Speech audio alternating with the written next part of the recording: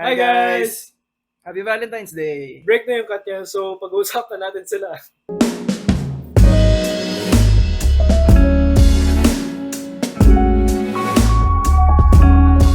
So, we're gonna be ranking each and every Katniel rom-com movie on Netflix. Of course, this is just our personal opinion, so if you disagree, Also, wala dito yung 24/7 in love at pagpag kasi hindi naman sila rom-com at hindi sila bida. So, ano yung pinakapangit nilang movie? Tanga! Palpak! Bobo! Dog. I mean, Barcelona doesn't make any sense as a movie. Except maybe if it was an excuse for them to go to Barcelona for vacation. But I'd much rather watch Grown Ups 1 and 2 back to back than Barcelona. It started out promising. Yeah, promising. Yun yung masasabi ko doon. Si Daniel dito is an architect na passion is animation. Lumipat lang siya Barcelona para mag-aral ng architecture kasi yun yung wish ng ex niya bago siya mamatay. Also, yeah, pinatay ex niya and yun yung first on-screen death in a Katniel movie. Ang bold nila, di ba? Bold. Tapos while nandun si Daniel, nakita niya si Catherine na coincidentally looks a lot like his ex. Isa talaga tong buong Barcelona tourism promotion in the guise of a movie. I really didn't like the story, man. It's off on so many levels. Una yung parents ng ex si Daniel, nagpaparal sa kanya, diba? So, good relationship pa rin sila after what happened. So, it's weird na nung nakita ni Daniel si Kat nun and na in love si Daniel kay Kat, who looks an awful lot like their daughter. Tapos inisip ko perspective ng parents na basta kamukha lang nung anak nila, kakagat na agad si Daniel. Nakaka-off lang and ang up. Sunod naman yung backstory ni Kat na law student siya na nag-cheat sa exam kasi nahihirapan sila pero nahuli kaya ni half disown siya ng tatay niya. Kaya napunta siya ng Barcelona. Gets naman, trying to prove herself and redeem herself, ganun. And gets din na mahirap maging OFW. Pero yung experience ni Kat nun parang sobrang unlucky lang niya. Like, remember in Aquaman where they're just talking and explaining stuff sa mundo and sa story, tapos biglang may explosion out of nowhere. Parang ganun palagi kay Kat. I know they're supposed to show na ganun, pero there's got to be a better way to show that. Tsaka may story arc si Daniel sa movie. Ata, nakalimutan ko na eh. Ang nalala ko lang is gusto niya tulungan si Kat, pero galit siya na tinutulungan niya si Kat. Like, huh? I mean, gets na yung character niya has been there for a while na and has been doing odd jobs and grinding, and Kat's character is someone who supposedly doesn't do odd jobs and other shit properly. But he was the one who offered to help her, so why is he so pressed? And ang weird lang na inuwi niya si Kat sa bahay niya and she didn't have that big of a reaction. I mean, this was supposedly the same guy who was following her around that one day and someone she yelled at, but there was no reaction from her. And after that, nag-mentally check out na rin ako.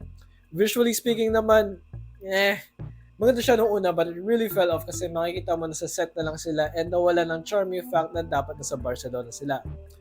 Story-wise, there wasn't really any story. It felt like they came to shoot na walang script. Parang in it is what it is na lang nila yung nangyari. And while watching, dialogue is parang winoise over most of the time, which is the same problem for every Katniel movie. So, don't watch Barcelona. It's really not worth your time and doesn't really offer you anything. Movie. Disgusting! Di makapaniwala, I'm married! Can't Help Falling in Love is the most mid Katniel movie of all time. This is actually the second Katniel movie of director May Zarina Cruz Alvillar. And to not give much away, we were expecting a lot from this movie riding off of her first Katniel movie, Crazy Beautiful You. Kung ano kinaganda ng story at character arcs ng Katniel sa Crazy Beautiful You, ang gulo naman nung dito sa Can't Help Falling in Love. Don't get me wrong, nandun pa rin yung comedy at jokes nung nasa Crazy Beautiful You, pero di ganun karami yung nagland dito.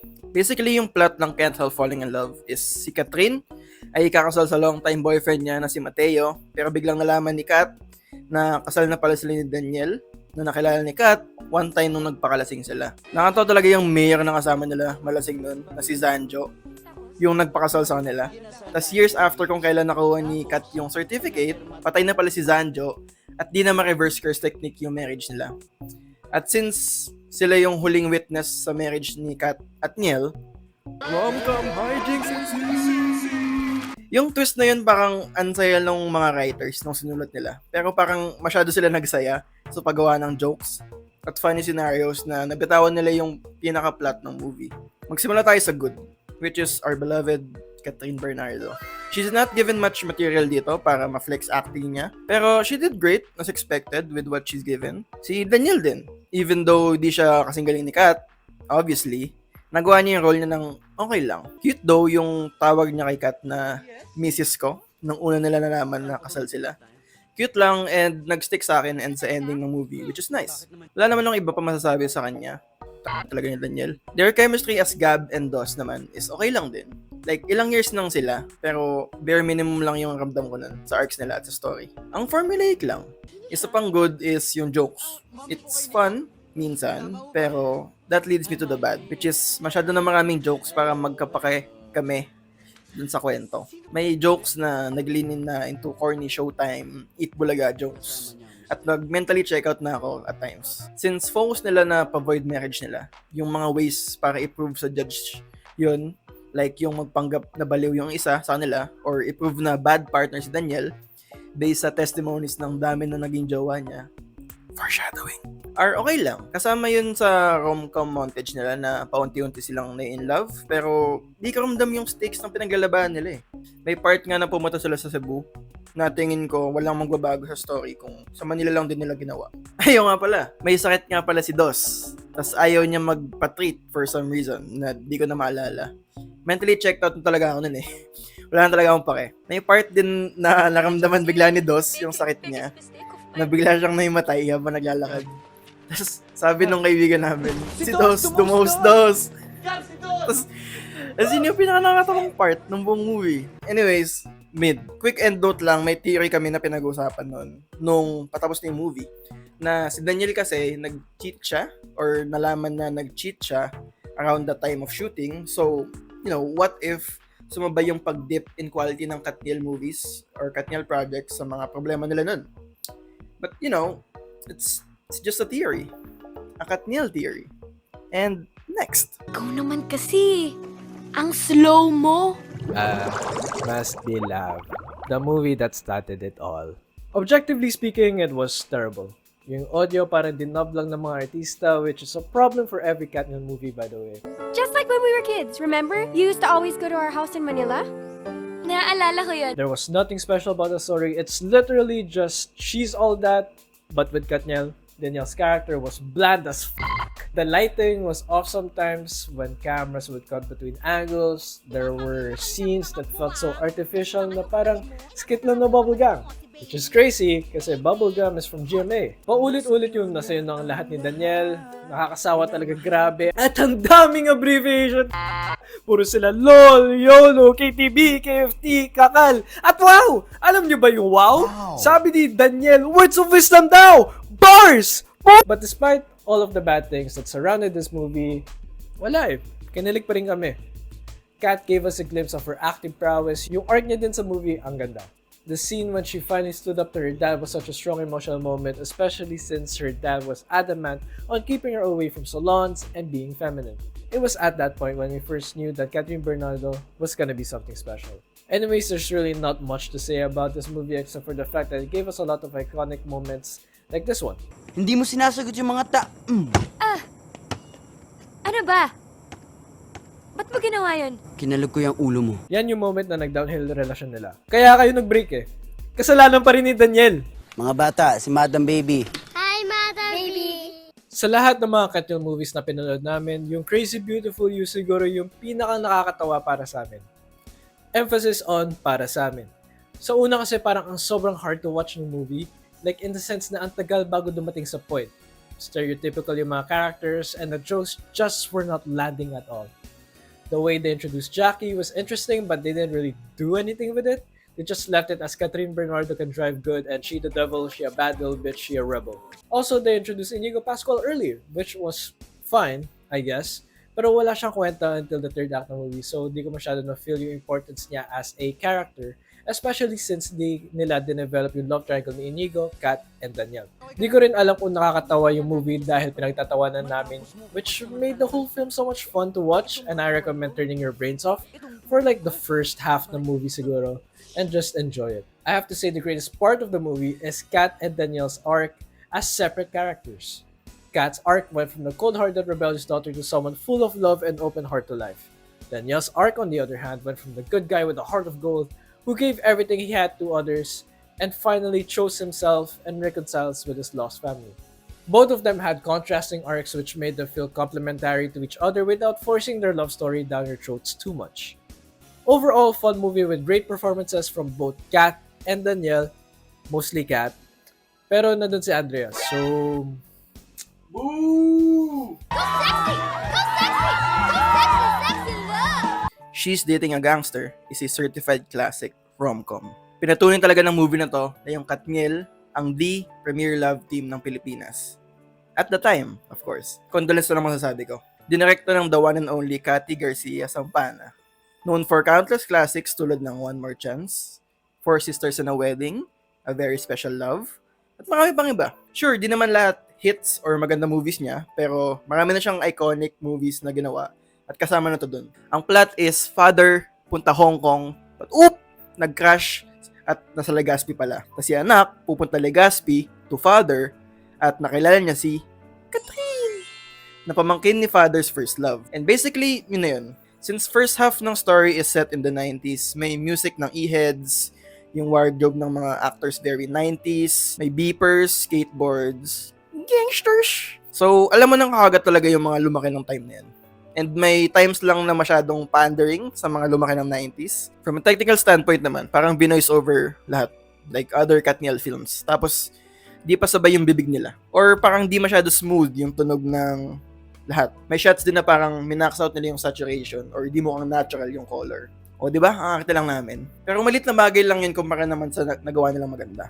Yung maganda naman is yung story. Yung dynamic ng Kenji and Athena is sobrang sweet at grabe yung mga kilig moments talaga na meron sila. Holy f***! Yung slightly solid na pakikiramdam ni Athena dun sa chess niya and that one scene, oh my god! Oh! Parang wala kaming choice kundi tumili palagi. Ang natural ng progression ng let's fake it to win the girl back relationship nila to alam kong dapat peke ito. Pero I think I'm falling in love. Relationship nila. It's formulaic, sure.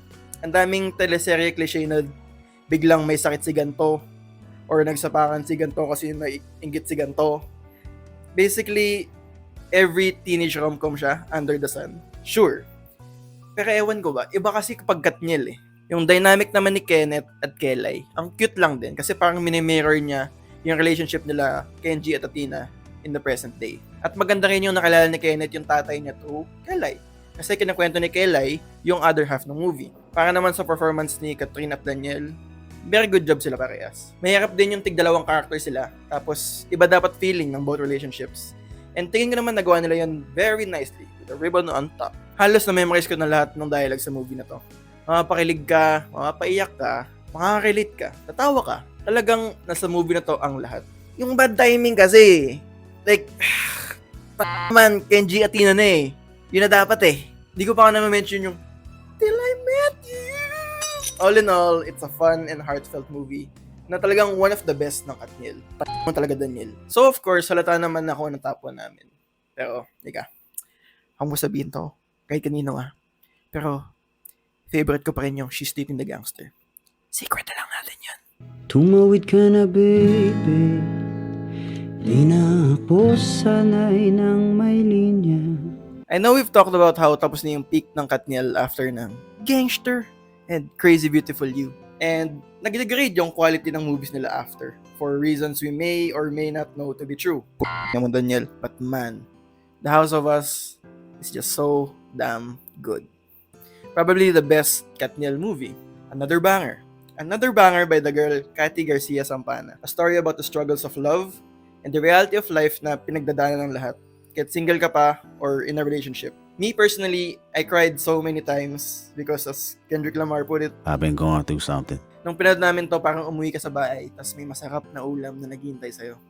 Di tulad ng Barcelona, na tae, ng aso, inuwian mo. This is the best Katniel have looked and acted on screen all throughout. From the start na nagkakilala sila sa debate nila no high school, which had questionable takes from Danielle's character but felt sweet and really smooth, to their being in a relationship and how they both handled with Danielle pursuing his passion and being a perfectionist and Catherine going through so much para lang makamit pangarap niya. Hanggang sa mag-break sila at ngayon, sa present day, na itatama ni Danielle lahat ng mga mali niya at mabalance nila parehas ang bigat ng past, present, at future. Ramdam mo talaga dinadala sa performance nila. Well, dinadala sa story and maybe in real life na rin. Kaya bigay na bigay sila, lalo na si Kat. Galing din ng supporting cast nila ng mga tropa nila sa movie. Na dadala nila parehas yung jokes, yung drama, at yung hard-hitting truths na mapapash. Oo nga, di mo kailangan sabihin out loud, pero oo nga, tama ka. The visual storytelling of the film was so good. Sobrang laki utak nung literal na hinati nila yung bahay, showing the gap in the relationship of Kat and Danielle. You can feel the way they played with that line all throughout the movie, and their blocking and camera angles were so good. Kahit pagdating nila ng Amsterdam, may scene na magkahiwalay pa rin sila dun sa bahay ng pinsan ni Danielle. But then you can see him cross towards the other side, indicating that they finally let each other into their lives again, even if they were still unsure. Also, ang galing ni Kat dito, sobra. I was like, shit, pakawala mo na kasi si Danielle, pero bigla nag-comeback si Danielle as a change man, and I was like, balikan mo na kasi. Tapos nag-away ulit sila sa ilalim ng ulan, sa puting ilaw, sa dilaw na buwan, tapos back and forth na tama si Kat, pero alam kasi natin na nagbago na talaga si Danielle. So torn ako as an audience member na magbalikan na ba dapat sila o hindi? Ah! Speaking of Amsterdam though, the film was definitely not perfect. Technically speaking, it was the best produced film out of all of them. However, may mga hiccups pa din sila. Like pagdating nila sa Amsterdam, sobrang overexposed na shots, and it could be a possibility na sinadjad nila yon to show the differences between the Philippines and Amsterdam, but it didn't really work that well. May part na halatang na green screen si Danielle at may weird blur sa gilid. At may part din na may umepal na background character na akala mo kinoma ng isa sa mga post members yung sarili nila for fun. And of course, yung typical halata na nag-ADR sila in post to fix audio issues. Overall, I can confidently say without a doubt that this is truly the best Katniel movie of all time. Also, I watched it a second time while making the script, and Kadzi called me a damn masochist. So yeah, definitely a great watch. So, ayun. Talaga ni Danielle. We'll leave the tier list in the description below. And hintayin nyo lang yung next video namin in like 3 months. Or 1 year. Who knows? Bye! When worlds collide, you'll laugh so hard, you'll swear you died. When worlds collide, hold my hand, I'll be your guide. When worlds collide.